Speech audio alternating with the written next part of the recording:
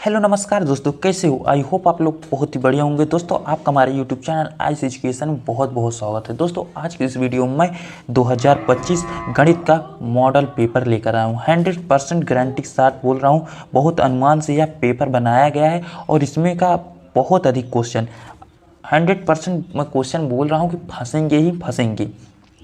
देखना 1 मार्च को आपका गणित का पेपर है और उसमें आप जाइए और छाप कर आइए। पूरे वीडियो पहले देख लीजिए। देखिए कोड क्या है, 822 HI का कोड है और समय निर्देश आप जानते हैं 3 घंटे 15 मिनट का टाइम है। आप जल्दी से लाइक और सब्सक्राइब कर दीजिएगा और चलिए शुरुआत करते हैं। देखिए खंड आ से शुरुआत करते हैं। खंड आ देखिए बहुविकल्पी प्रश्न जो कि 20 नंबर का होता है, आप लोग ये तो जानते ही हैं। आगे देखते हैं, शुरुआत करते हैं। क्वेश्चन क्या कह रहा है?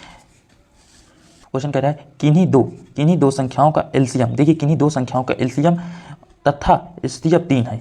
एक संख्या 12 है तो दूसरी संख्या क्या होगी? तो देखिए इसका एक सूत्र होता है, जो सूत्र होता है वह सूत्र होता है एलसीएम गुणे HCF equal to a into b. अब ए इंटू बी क्या है पहली संख्या या है दूसरी संख्या। तो अब इसको मान को रख देना। देखिए एलसीएम क्या है, 60 दिया है तो 60 रख देंगे। एचसीएफ 3 दिया है तो 3 रख देंगे। 3 इक्वल टू देखिए एक संख्या 12 है तो हम ए का मान 12 रख देंगे, इंटू दूसरी संख्या पूछा है तो हम बी रख देते हैं। अब इसको काट देंगे। देखिए 12 का अंदर 12 5 60, 5 टाइम 15, बी की वैल्यू आ गई 15। तो यानी दूसरी संख्या जो होगी वह 15 होगी। तो 15 इसमें ऑप्शन देखिए, ऑप्शन बी दे रहा है तो ऑप्शन बी इसका एकदम राइट होगा। ऑप्शन नंबर बी 15 आंसर इसका एकदम राइट होगा। अगला क्वेश्चन पर आते हैं।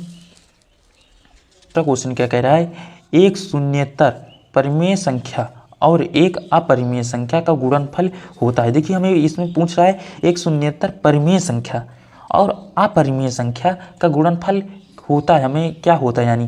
तो देखिए इसमें ऑप्शन ए दे रहा है सदैव अपरिमेय संख्या, ऑप्शन बी दे रहा है सदैव परिमेय संख्या और ऑप्शन सी दे रहा है परिमेय या अपरिमेय संख्या, ऑप्शन डी दे रहा है एक। तो हमें देखिए हम गुणा करके ही देख लेते हैं। देखिए एक अपरिमेय संख्या ले लेते हैं, एक परिमेय संख्या। जैसे मैं ले लेता हूँ, मान लीजिए मैं ले लेता हूँ 3 में ले लेता हूँ √2। एक परिमेय संख्या, एक अपरिमेय संख्या है। तो देखिए जब इसको गुणा करूँगा तो हो जाएगा 3√3। देखिए इसका मान निर्धारित नहीं है, इसका मान एकदम वैल्यू की एग्जैक्ट मालूम नहीं, तो यह अपरिमेय संख्या होगी। ऑप्शन नंबर ए इसका एकदम राइट होगा। तीसरा क्वेश्चन देखिए क्या कह रहा है, रेखा युग्म समीकरण x + 2y - 5 = 0 और 4x + 8y - 20 = 0 के हल होंगे। देखिए इसको मैं एक रफ में करता हूँ। देखिए इसमें क्या दे रहा है, x, इसे देखिए एक समीकरण होता है x a + b + c = 0। यह एक समीकरण होता है, मान लेते हैं हम। देखिए रेखा युग्म समीकरण है तो हम x + 2y - 5 = 0 एक समीकरण दिया है। दो समीकरण इसमें देखिए आपको देखने को मिल रहा है, 4x + 8y - 20 = 0 देखने को मिल रहा है। अब इसमें से हम a b c की वैल्यू ज्ञात कर लेते हैं। तो देखिए a1 a2 ऐसे निकालेंगे, दो समीकरण है तो a1 a2। देखिए a1 और a2 ज्ञात करते हैं। तो देखिए a1 की वैल्यू, देखिए x की वैल्यू कोई वैल्यू नहीं तो 1 मानते हैं 1, और देखिए इसमें क्या है a2 की वैल्यू 4। अब देखते हैं b1 और b2 की वैल्यू निकालते हैं। तो b1 की वैल्यू कितनी है 2 है, b2 की वैल्यू 8 है, यानी इसको काट देंगे, 2 1 2 2 चौको 8 यानी 1/4 होगी b1 और b2 की वैल्यू। अब देखिए c1 और c2 की वैल्यू निकाल देते हैं। c1 और c2 की, देखिए c1 की वैल्यू क्या है -5 और c2 की वैल्यू है -20। तो 5 के अंदर 5 5 चौको 20, माइनस से माइनस कैंसिल हो जाएगा तो 1/4 इसका भी हो जाएगा। अब देखिए सभी के मान बराबर आ रहे हैं, a b c के सभी के मान बराबर आ रहे हैं, तो इसको हम लिख सकते हैं a1/a2 = b1/b2 = c1/c2। यानी देखिए सभी इसके बराबर आ रहे हैं, इसके यानी अपरिमित रूप से अनेक हल हैं, अपरिमित रूप से अनेक हल हैं। तो देखिए इसमें कहाँ मिल रहा है, ऑप्शन देखते हैं। देखिए ऑप्शन ए क्या दे रहा है, केवल एक अद्वितीय हल है, अपरिमित रूप से अनेक हल है। देखिए ऑप्शन बी इसमें मिल रहा है तो ऑप्शन बी इसका एकदम राइट होगा। चौथा प्रश्न देख लेते हैं, वह सबसे बड़ी संख्या, यानी वह सबसे बड़ी संख्या जिससे 70 और 125 को विभाजित करने पर क्रमशः शेषफल 5 और 8 प्राप्त हो। देखिए वह सबसे बड़ी संख्या पूछ रहा है, बड़ी संख्या पूछ रहा है तो हमें एचसीएफ निकालना है, और छोटी संख्या पूछे तो एलसीएम निकालना है। तो देखिए क्वेश्चन क्या कह रहा है, वह बड़ी संख्या, यानी बड़ी संख्या दिया है कितना 70 और 25 को विभाजित करने पर शेषफल क्रमशः 5 और 8 प्राप्त हो। तो हम क्या कर लेते हैं, 70 में 5 माइनस कर देते हैं तो कितना आएगा, 65 आ जाएगा। और 125 में 65 हो जाएगा। यहाँ देखिए 70 में 5 घटाएंगे 65 आएगा। 125 में हम कितना घटाएंगे, 8 घटाएंगे, ताकि 8 में शेषफल निकालना है, वही घटाना है जितना पूछ रहा है। तो 8 घटाएंगे तो 117 आ जाएगा। अब हमें 65 और 117 का एचसीएफ निकालना है। 65 और 117 का एचसीएफ, 65 और 117 का एचसीएफ निकालेंगे। हम इसको भाग विधि से निकालते हैं। भाग विधि से 65 का भाग करेंगे 117 से, तो एक बार में जाएगा 65 लिख देंगे, यानी यहाँ से 2 आ जाएगा, 6 4 10 यानी 5 52 हो जाएगा।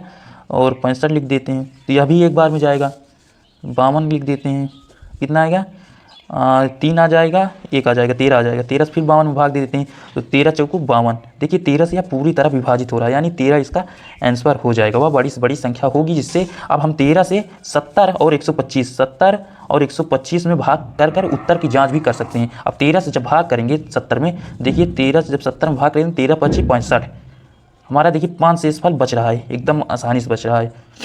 अब देखिए इसमें भाग कर देंगे 13 से 125 में,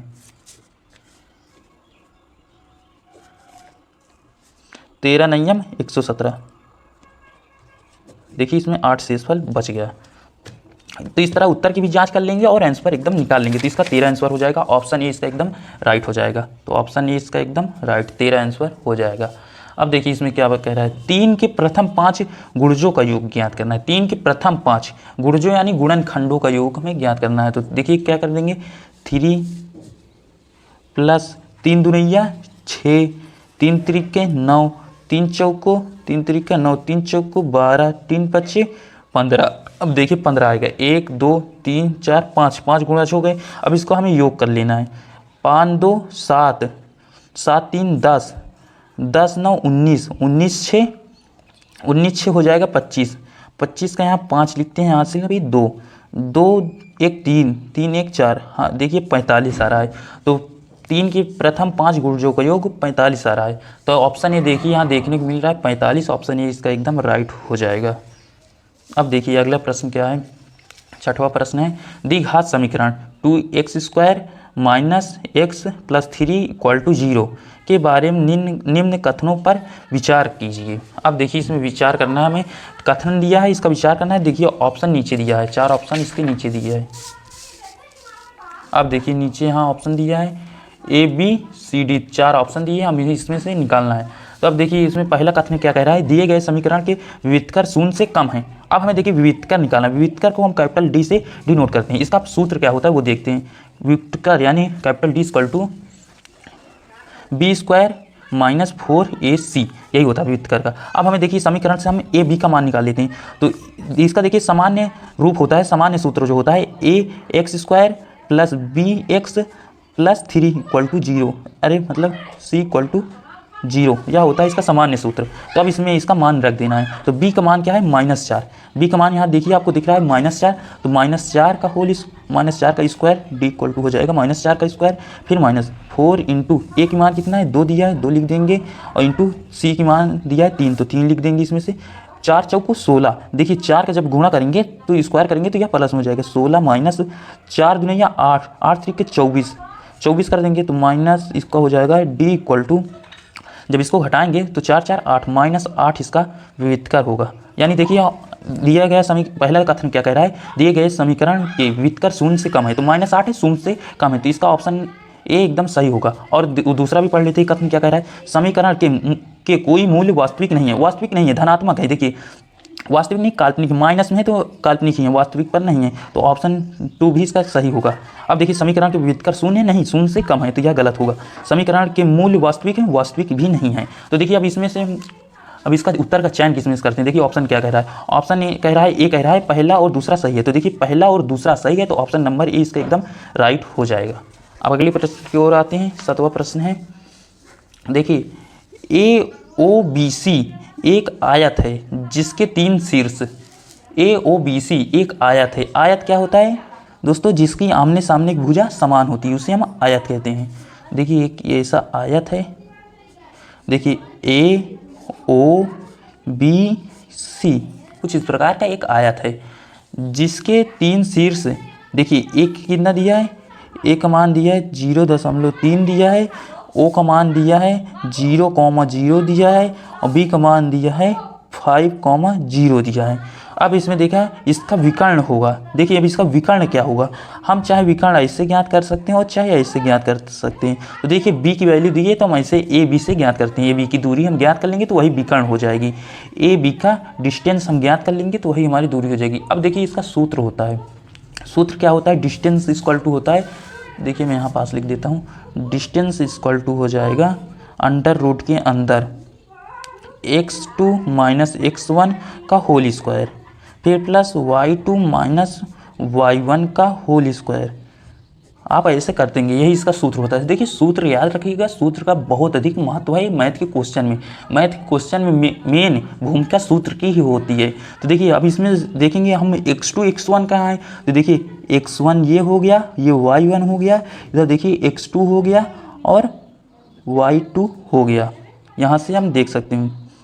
अब देखिए यहाँ पास इसका मान रख देंगे, देखिए x2 की वैल्यू कितनी 5 है, तो यहाँ पास फार्मूले में रख देंगे अंडर रूट के अंदर 5 और x1 की वैल्यू कितनी है 0 है, माइनस 0 का होल स्क्वायर फिर प्लस y2 की वैल्यू कितनी दी रही, y2 की वैल्यू दी है 0 और y1 की वैल्यू कितनी दी है 3 दी है, तो 3 का स्क्वायर कर देंगे। अब देखिए 0 से घटाने में कोई संख्या उतनी ही रहेगी, तो 5 का स्क्वायर कितना होगा 25 होगा, अंडर रूट देखिए लगाया अभी, और 3 का स्क्वायर कितना होगा 3 3 के 9, 25 9 कितना होगा रूट के अंदर 34 होगा, 25 के जोड़ने पर 25 9 34 होगा। तो ऑप्शन से इसका एकदम राइट हो जाएगा। अगला 8वां प्रश्न देखिए क्या है, यदि समीकरण एक्स स्क्वायर प्लस के एक्स माइनस 5/4 इक्वल टू 0 का एक मूल्य, यानी मूल्य दिया है तो 1/2, यानी x की वैल्यू हमें दी है 1/2, तो k का मान क्या होगा, k की वैल्यू पूछ रहा है। तो हम क्या करते हैं समीकरण पे ही x की जगह 1/2 रख कर देख लेते हैं। तो बहुत आसान तरीके से बता रहा हूँ, ये आपको पक्का आ जाएगा। देखिए तो x की जगह 1/2 रख देंगे तो इसका स्क्वायर हो जाएगा, फिर प्लस k x की वैल्यू क्या है 1/2 यहाँ भी रख देंगे, माइनस 5/4। देखिए इसका स्क्वायर करेंगे, एक का स्क्वायर 1 होता है, 2 का स्क्वायर हो जाएगा 4 और k से गुणा करेंगे ना तो k/2 हो जाएगा, फिर माइनस 5/4 इक्वल टू 0 है, यहाँ भी देखिए यहाँ भी 0 है। अब 0 से इधर इसको परछांतर कर लेते हैं। अब क्या करेंगे k/2 इधर परछांतर करेंगे, ये देखिए माइनस में तो उधर जाएगा प्लस में 5/4 हो जाएगा, और ये देखिए प्लस में तो उधर जाएगा माइनस में 1/4 हो जाएगा। अब देखिए k/2 इक्वल टू, देखिए समाहार भिन्न है, देखिए हर में जब 4 4 देखने को मिल जाए तो यार समाहार भिन्न, समान हर हो तो समाहार भिन्न है, तो इसको हम सीधा घटा देते हैं। 5 में से 1 जाएगा, 4/4 हो जाएगा, तो 4 से 4 1 आ जाएगा। तो जब 2 से इधर गुणा कर देंगे तो हम k की वैल्यू 2 मिल जाएगी, k की वैल्यू 2 आ जाएगी। तो ऑप्शन ए देखिए 2 देखने को मिल रहा है, तो ऑप्शन ए इसका एकदम राइट हो जाएगा। अब देखिए 9वां प्रश्न क्या कह रहा है, 2 त्रिभुज समरूप होते हैं। देखिए ऑप्शन ए दे रहा है यदि इनके संगत कोण बराबर हो, तो देखिए 2 त्रिभुज समरूप होते हैं यदि इनके संगत कोण बराबर हो, हाँ इनके संगत कोण बराबर हो तो ये भी समरूप होते हैं। और आगे भी पढ़ लेते हैं ऑप्शन, इनकी संगत भुजाएं एक ही अनुपात समानुपाती में होती है, हाँ ये भी होती है, तो ऑप्शन बी भी इसका राइट है। और आगे देख लेते हैं ऑप्शन सी दे रहा है उपयुक्त दोनों, तो ए और बी दोनों है, तो ऑप्शन सी इसका एकदम राइट हो जाएगा, ऑप्शन सी इसका एकदम राइट होगा, ऑप्शन सी इसका लगा देंगे। 10वां प्रश्न देखिए क्या है, यदि एक समकोण ABC त्रिभुज, देखिए एक समकोण है त्रिभुज ABC में एंगल C यानी कोण C का मान 90 अंश है, AC की वैल्यू दी है 3 सेंटीमीटर और BC की वैल्यू है 4 सेंटीमीटर। तो C से जाने वाली माध्यिका की माप ज्ञात करना है, C से जाने वाली माध्यिका की माप हमें ज्ञात करना है। देखिए समकोण त्रिभुज में बना लेता हूँ, एक समकोण त्रिभुज वो होता है जिसका एक मान 90 अंश का हो। तो देखिए इसमें ये मान हो गया एक 90 अंश का, 90 अंश का हो गया, तो मान लेता हूँ ABC कुछ इस प्रकार। तो इसमें पूछ दिया क्या है, AC की वैल्यू है 3 सेंटीमीटर, इसका मान लेता हूँ 3, और BC की वैल्यू है 4, तो BC की वैल्यू है 4 सेंटीमीटर दूरी है। और C से जाने वाली माध्यिका, यानी C से जाने वाली माध्यिका की दूरी, हमें C से जाने वाली माध्यिका की माप ज्ञात करना है, माप ध्यान दीजिएगा, C से जाने वाली माध्यिका की माप। तो हम इसका एक सूत्र आप लोग जानते होंगे, पाइथागोरस प्रमेय थ्योरम होता है, तो वह कर्ण का स्क्वायर इक्वल टू लंब का स्क्वायर प्लस आधार का स्क्वायर, कुछ एक ऐसे आपको देखने को मिला होगा, बहुत बार पढ़े होंगे आप। तो हमें कर्ण पहले ज्ञात कर लेता है, कर्ण का स्क्वायर के इक्वल टू L, देखिए क्या दिख रहा है 3 सेंटीमीटर, तो 3 का स्क्वायर क्या होगा 3 का स्क्वायर करते हैं, फिर प्लस आधार 4 सेंटीमीटर है तो 4 का स्क्वायर, कर्ण का स्क्वायर इक्वल टू 3 का स्क्वायर कितना होगा 9 होगा, 4 का स्क्वायर होगा 16, 16 ना जोड़ देंगे तो 25 हो जाएगा, अंडर रूट 25, रूट 25 5 का मान है। अब देखिए रूट कहाँ से आया, ये के का स्क्वायर हट गया तो रूट में हो जाएगा, तो रूट 25 5 का मान है। अब देखिए माध्यिका की माप ज्ञात करना है, तो माप हमें क्या है, इसका 2 से भाग कर देंगे, 2 से भाग करेंगे तो 2.5 सेंटीमीटर इसका माध्यिका की माप होगी, तो ऑप्शन ए इसका एकदम राइट हो जाएगा। अब अगला प्रश्न पर देखते हैं। देखिए 11वां प्रश्न क्या है, यदि sine theta minus cos theta equal to 1 है तो साइन की घात 4 थीटा प्लस कॉस की घात 4 थीटा का मान होगा। देखिए दोस्तों यह क्वेश्चन बहुत ही लंबा, मैं यदि इसको सॉल्व कराऊँ ना तो आपका टाइम बहुत अधिक लग जाएगा। इससे देखिए मैं 2-3 क्वेश्चन इसमें का ऐसा निकाला हूँ कि आपको मैं सॉल्व कराऊँ, इसकी एक अलग से वीडियो बनाकर अभी डाल रहा हूँ ताकि आप उससे समझ लें। इसकी एक अलग से वीडियो बनेगी ताकि ज़्यादा लंबी ना होने के कारण। तो देखिए इसका मैं आंसर आपको बता रहा हूँ, तो ऑप्शन ए इसका एकदम राइट होगा, एक होगा इसका आंसर। मैं इसका भी सोल्यूशन अभी करके दिखा रहा हूँ, बहुत ज़्यादा थोड़ा लेंथी जा रहा था, इससे मैं इसकी वीडियो अलग कर दी। ये क्वेश्चन है और 1-2 क्वेश्चन और हैं। तो अगला क्वेश्चन पर आता हूँ। 12वां क्वेश्चन क्या है, 12वां क्वेश्चन है 2 sin 2a equal to 2 sin a तब सत्य होता है जब a बराबर है। देखिए sin 2a equal to 2 sin a, ध्यान से देखिएगा पूरा क्वेश्चन यहीं में है, इतने में ही पूरा क्वेश्चन आपको देखने को मिल जाएगा। तो जबकि a बराबर है तो इसका मान क्या होगा 0 डिग्री, ऑप्शन ए इसका एकदम राइट होगा। अब अगला क्वेश्चन देखते हैं। अगला क्वेश्चन क्या है, यदि 4 tan थीटा इक्वल टू 3 है तो 4 sin theta minus cos theta upon 4 sin theta plus cos theta बराबर हैं। देखिए इससे हमें ज्ञात करना है ये, तो यह अभी क्वेश्चन थोड़ा ज़्यादा लेंदी होने के कारण देखिए इसको मैं हल कर आपको दिखा रहा हूँ अभी। ऑप्शन सी 1/2 इसका आंसर होगा और इसके मैं सोल्यूशन अभी आपको करा रहा हूँ। तो अगला क्वेश्चन देखिए क्या है, सेक ए प्लस tan ए और इंटू है ब्रैकेट में, देखिए सेक ए प्लस tan ए ब्रैकेट बंद है, फिर ब्रैकेट में 1 माइनस साइन ए का मान होगा। तो देखिए जो साइन ए का मान होगा वह कॉस ए होगा। दोस्तों इसी के साथ 3 क्वेश्चन आप लोग देखिए, 3 क्वेश्चन का भी सॉल्व करा रहा हूँ मैं आपको। अब देखिए अगला क्वेश्चन पर आते हैं हम लोग, इसका भी सॉल्व मैं आपको करा रहा हूँ, जब बहुत जल्द इसकी वीडियो आपको देखने को मिलेगी। देखिए 15वां प्रश्न क्या है, यदि त्रिज्या 8 सेंटीमीटर वाले एक वृत्त के एक त्रिज्यखंड का कोण थीटा डिग्री है, देखिए थीटा डिग्री है तो त्रिज्यखंड का क्षेत्रफल होगा। देखिए त्रिज्यखंड का क्षेत्रफल होगा, पहले हम इसका फार्मूला याद कर लेते हैं, सूत्र क्या होगा। तो सूत्र क्या होगा, तो वो होता है त्रिज्यखंड का क्षेत्रफल का सूत्र होता है theta mine but upon 360 into pi R square. देखिए यह होता है इसका त्रिज्यखंड का क्षेत्रफल का सूत्र, त्रिज्यखंड का क्षेत्रफल का सूत्र। अब देखिए इसमें त्रिज्यखंड का कोण थीटा डिग्री दिया है, तो थीटा डिग्री का तो थीटा डिग्री रहेगा, तो अब इसका गुणा कर देते हैं, पाई आर स्क्वायर थीटा अपॉन 360। तो देखिए यह ऑप्शन ये देखने को मिल रहा है, तो ऑप्शन इसका एकदम राइट हो जाएगा। अब देखिए ये वाला क्वेश्चन क्या है, 16वां क्वेश्चन, एक सुराही निम्नलिखित का संयोजन है, निम्नलिखित का संयोजन है। देखिए एक गोला और एक बेलन है, एक अर्धगोला और एक बेलन है, 2 अर्धगोले है, एक बेलन और एक शंकु है। तो देखिए जो सुराही है कुछ इस प्रकार से आपको देखने को मिलेगी, इस प्रकार से आपको देखने को मिल रही है। ड्राइंग नहीं लिया था इससे अच्छा नहीं बना पा रहा हूँ। तो देखिए कुछ इस प्रकार देखने को मिल रही है, तो इसमें आप देखिए एक गोला भी है एक बेलन भी है, तो इसका ऑप्शन नंबर ए इसका एकदम राइट हो जाएगा, एक गोला और एक बेलन देखने को मिलेगा। 17वां देखिए प्रश्न क्या है, 1 से 10 तक की धनात्मक विषम संख्याओं का माध्य होगा। 1 से 10 तक की धनात्मक विषम संख्याओं का माध्य होगा। देखिए 1 से 10 तक की जो धनात्मक विषम संख्याएं हैं उसको आप लिख कर भी कर सकते हैं, और मैं आपको ऐसे ही बता रहा हूँ। चलिए आप एक बार लिख लेते हैं 1 से 10 तक की, यानी 1 3 5 5 7 9। देखिए 1 से 10 तक की विषम धनात्मक संख्याएं हैं ये। अब इसका क्या करते हैं, जोड़ लेते हैं, 1 5 5 1 9 9 1 10 10 7 17 17 3 20 20 5 25 25 आया ना, 25 आया। देखिए 1 2 3 4 5 संख्या है तो 5 से भाग देते हैं, 25 5 5 5 25। ऑप्शन डी इसका एकदम राइट होगा, क्योंकि 5 यहाँ देखने को मिल रहा है, ऑप्शन डी इसका एकदम राइट होगा। अगले प्रश्न पर आते हैं। अगलावा प्रश्न क्या है, आंकड़ों 13 15 16 17 19 20 की माध्यिका होगी।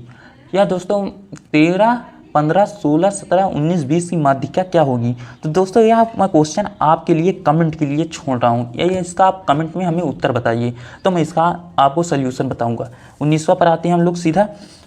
यदि कुछ प्रेक्षणों का माध्य 27 तथा बहुलक 45 है तब माध्यिका होगी। देखिए दोस्तों ये क्वेश्चन है बहुत आसान है, इसलिए मैं आपको तुरंत सौंप रहा हूँ करने के लिए। अब मैं 19वां प्रश्न पर आता हूँ।